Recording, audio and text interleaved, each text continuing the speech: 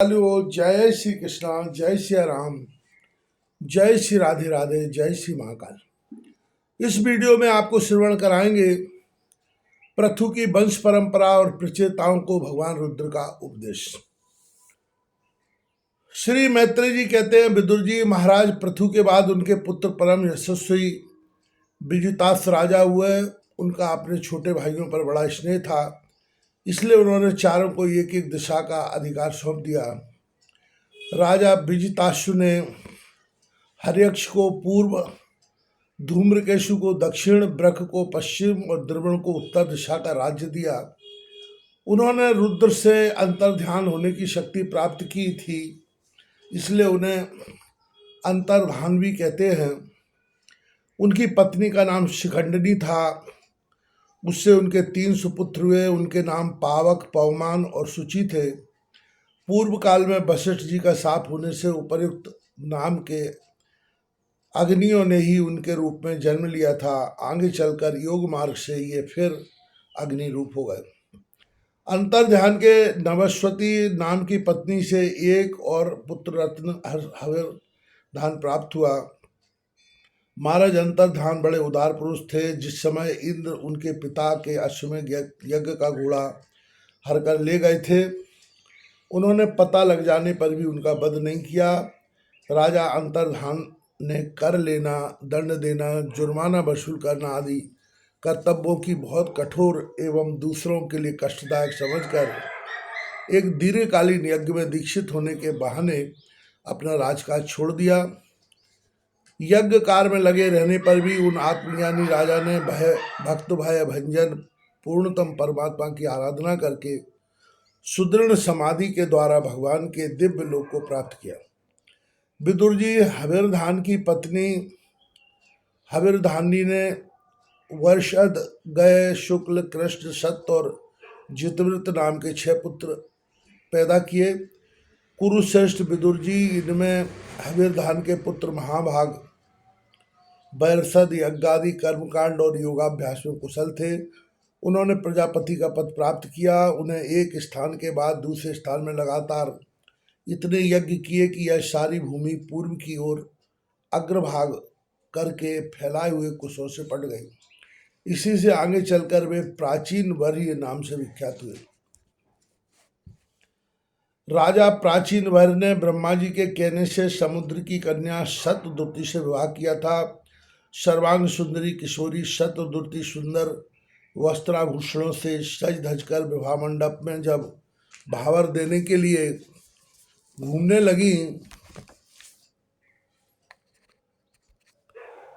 तब स्वयं अग्निदेव भी मोहित होकर उसे वैसे ही चाहने लगे जैसे सुकी को चाहा था।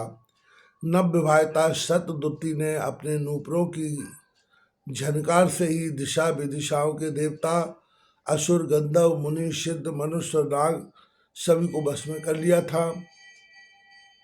शतदुर्ति के गर्भ से प्राचीन वर्य के प्रचेता नाम के 10 पुत्र हुए। वे सब बड़े ही धर्मज्ञ तथा एक से नाम और आचरण वाले थे। जब पिता ने उन्हें संतान उत्पन्न करने का आदेश दिया, तब उन सब ने तपस्या करने के लिए समुद्र में प्रवेश किया। वहाँ 10,000 वर्ष तक तपस्या करते हुए उन्होंने तप का फल देने वाले श्री हरि की आराधना की। घर से तपस्या करने के लिए जाते समय मार्ग में महादेव जी ने उन्हें दर्शन देकर कृपा पूर्वक जिस तत्व का उपदेश दिया था, उसी का वे एकाग्रता पूर्वक ध्यान, जप और पूजन करते रहे। विदुर जी ने पूछा, ब्राह्मण मार्ग में प्रचेताओं का श्री महादेव जी के साथ किस प्रकार समागम हुआ और उन पर प्रसन्न होकर भगवान शंकर ने उन्हें क्या उपदेश किया, वह सार युक्त बात आप कृपा करके मुझसे कहिए। ब्रह्मण से शिव जी के साथ समागम होना तो देहधारियों के लिए बहुत कठिन है।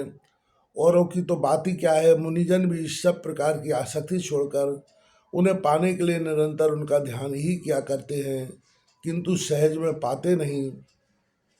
यद्यपि भगवान शंकर आत्माराम हैं, उन्हें अपने लिए न कुछ करना है न पाना है, तो भी इस लोक सृष्टि की रक्षा के लिए वे अपनी घोर रूपा शक्ति शिवा के साथ सर्वत्र विचरते रहते हैं। श्री मैत्रेय जी ने कहा, विदुर जी, साधु स्वभाव प्रचेतागण पिता की आज्ञा शिरोधार कर तपस्या में चित्त लगा पश्चिम की ओर चल दिए। चलते चलते उन्होंने समुद्र के समान विशाल एक सरोवर देखा।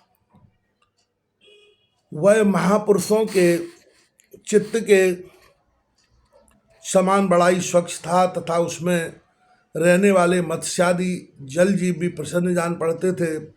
उसमें नील कमल, लाल कमल, रात में, दिन में और सायंकाल में खिलने वाले कमल तथा इंदिवर आदि अन्य कई प्रकार के कमल सुशोभित थे। उसके तटों पर हंस, सारस, चकवा और कारणडव आदि जल पक्षी चहक रहे थे। उसके चारों ओर तरह तरह के वृक्ष और लताएं थीं। उन पर मतवाले भौरे गूंज रहे थे। उनकी मधुर ध्वनि से हर्षित होकर मानो उन्हें रोमांच हो रहा था।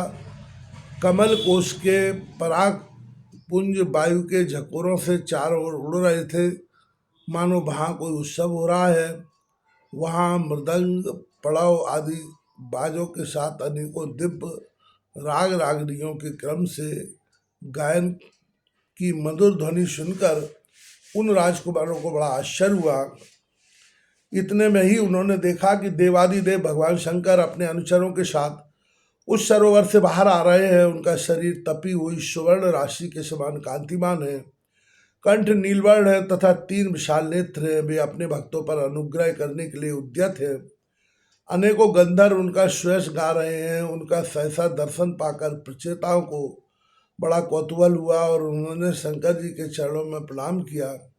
तब शरणागत भयहारी धर्मवत्सल भगवान शंकर ने अपने दर्शन से प्रसन्न हुए उन धर्मज्ञ और शील संपन्न राजकुमार से प्रसन्न होकर कहा, महादेव जी बोले, तुम लोग राजा प्राचीन वरी के पुत्र हो, तुम्हारा कल्याण हो।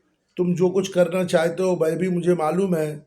इस समय तुम लोगों पर कृपा करने के लिए ही मैंने तुम्हें इस प्रकार दर्शन दिया है। जो व्यक्ति